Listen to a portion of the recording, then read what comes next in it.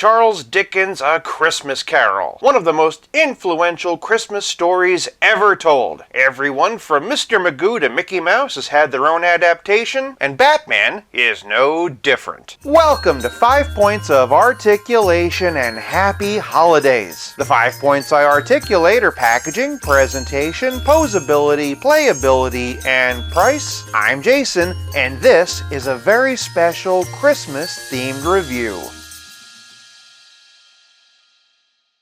Today, I'm taking a look at the new DC Multiverse Batman Noel, specifically the Platinum Edition. Starting with the packaging, and everything's pretty standard. Names and logos on the side. You've got to make sure you have that umlaut, not that the name on the UPC does, of course. On the back is some breathtaking artwork by Lee Bermejo, which itself is the cover of the graphic novel. Incidentally, Bermejo both illustrated and wrote this story. As for the box, it's pretty much everything we expect from DC Multiverse, and in the spirit of giving, for packaging, I'm gifting this Batman 5 points. You know, on account of the umlaut. Moving on to presentation, and at the top of his scalp, Batman stands at 7 inches, or just under 18 centimeters, and is near complete reuse of page punchers. That said, there are a few notable differences. The biggest and most striking of which being the new wired cape. That, of course, is something I'm going to talk more about in Playability. Bruce also has a new head, which is near identical to the original, but without the sneer. In general, this has always been one of my favorite McFarlane Batman heads. That said, there is one thing missing: pupils in his eyes. Not having seen the standard version of this figure, I don't know if that has it, but with this being a blue and gray variant that doesn't exist in the comic, it doesn't bother me here. He's also been given a slightly tweaked upper torso with an updated logo, and new engineering to accommodate the wired cape. They've also given him a new left hand which is holding binoculars. That's taken straight out of the comic, but notice the gloves? McFarlane's are a bit more detailed. This open right hand, by the way, is new. Speaking of extra detail, one nice update you might not notice is the boots. The original figure has straps which are flush with the calf, whereas here those buckles have been resculpted to jut out a bit. That was taken directly from the graphic novel and is an excellent attention to detail. I will say that his collar in the comic is a bit different, but if I'm being honest, I do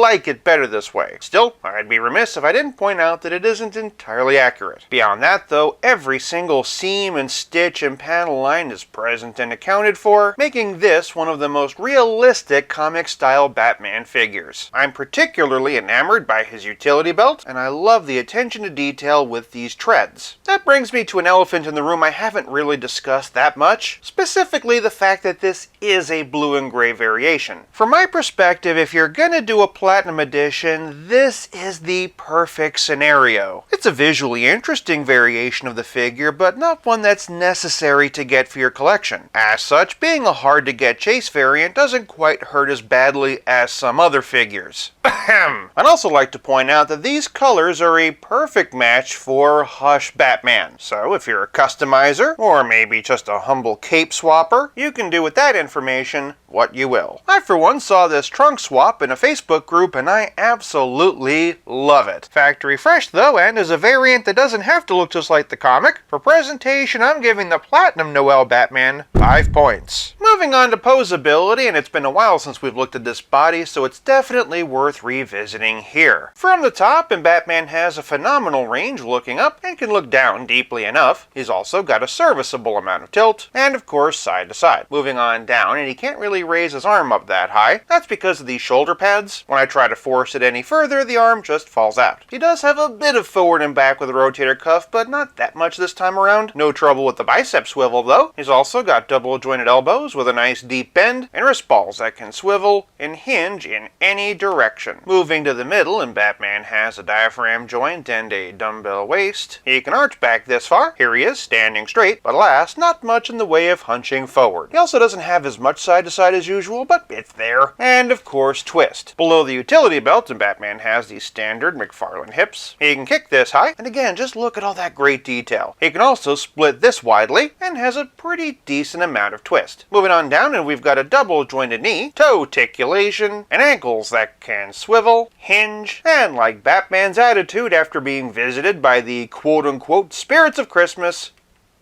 pivot. Overall, he's got great range, but does suffer in the shoulders and midsection. For posability, I'm giving Batman Noel 4 points. Moving on to playability, and this Batman can do more than just spy on people with his binoculars. He does, of course, have a trading card and a figure stand, and what I really like about this one is it's actually a synopsis of the Batman Noel story. Usually it's just a generic bio of the character, so this is a refreshing change of pace. Assuming that you don't want him forever stuck holding a pair of binoculars, he does come with an alternate left fist. That said, if you don't like this open hand, your only other option is this alternate trigger hand, which was the original standard right hand on page punchers. What Batman lacks in fists, though, he makes up for with a Christmas present. Just like the binoculars, it's been taken straight out of the comic, and is the MacGuffin that gets the story going. The fact that McFarlane included it here is really cool. And speaking of cool, we've got to talk about the wired cape. The cape on the original page punchers was sculpted very well. So many different lines and wrinkles, but this is just so much more functional, and I'm really impressed by just how well the color matches. Of course, playability is more than just capes and binoculars, it's also about how well your figure plays with others. Jason Todd is the stand-in for Jacob Marley in the story, and as Batman's dead partner, that makes total sense. Lee Bermejo also updated the suit to give it pants and make it a bit more realistic, but until such a day as we get that version, here he is with Chris O'Donnell, and then for another realistic Robin, here he is with Gotham Knights. That said, just for jollies, here he is with a couple of Tim Drakes, as well as the child version of Dick Grayson, and the page punchers Damian Wayne. If, however, you're curious about how this Batman would look with Jason Todd in the form of Red Hood, here's New 52 and 3 Jokers, though based on Lee Bermejo's art style, you might be better off with either Arkham Knight or Gotham Knights. And just for good measure, here we have Better Than Batman and Gotham Knights versions of Nightwing. Moving on to the Ghost of Christmas Past, and that role is served by Catwoman, that on account of she and Batman's sordid past. While we wait for a Hush version, our best options are Arkham City and Anne Hathaway, though the Platinum edition of Nightfall has its charms. The sequence gives us glimpses of some of Batman's other rogues, so just for inspiration, here we have Arkham City and Colin Farrell versions of the Penguin, Arkham Knight and Batman Begins versions of Scarecrow, the Dark Knight version of Two-Face, and what the heck, how about Arkham Riddler and Deathstroke? An indomitable optimist, Superman serves as the Ghost of Christmas Present. I love how in his scene he spends the whole time floating like a ghost. Fortunately, we have a Bermejo Superman in the form of page punchers. We've also got this DC Classic one, but let's be honest, the page punchers one is pretty perfect with this Batman. For a couple of other super options though, and here's the Gold Label Action Comics 1000 and Henry Cavill. If you're hoping to include this Batman in a Justice League, I think your best option for Wonder Woman is going to be the new Dawn of Justice version. Likewise, for the Flash, I think you'd be better off with Injustice 2 over a comic booky version. Same thing with the Lost Kingdom version of Aquaman. Thanks to the extra details though, I think you could probably make either standard Green Lantern body work. As for Batman's Ghost of Christmas Future, that would be the Joker. Bermejo's Joker is a bit more muted and leans into the Chelsea grin of Heath Ledger, so the Heath Ledger Joker's a pretty good stand-in. With the neck being white though, I think the Gold Label might be your best option. For a couple of other fine Joker options, and here's Mortal Kombat 11 and the Deadly Duo, but for one of my favorites, here we have the Comedian. Finally, for another Christmas-themed Silent Night, here we have last year's Santa Batman. For a relative scale comparison, here's Batman with Pizza Spidey and the Spectacular Spider-Man, and as always, here he is with Stealth Iron Man. God bless us.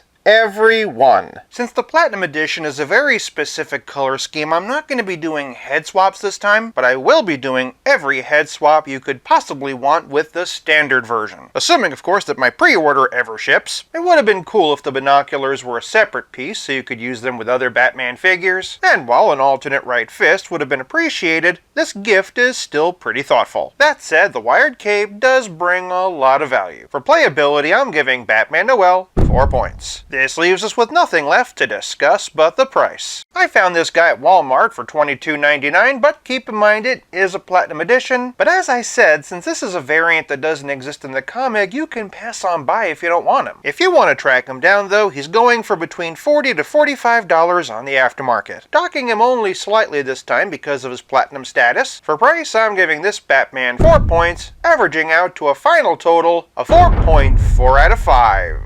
And to Stealth Iron Man, who did not die, he was a second father. he became as good a friend, a good a master, and as good a man as the good old Gotham City ever knew. And so, as Stealth Iron Man observed, "What the heck are you on?" For more festive videos, check out one of these. Thank you so much for watching. Like Frosty the Snowman, I'll be back again someday. Until then, play nice, have fun, and be merry.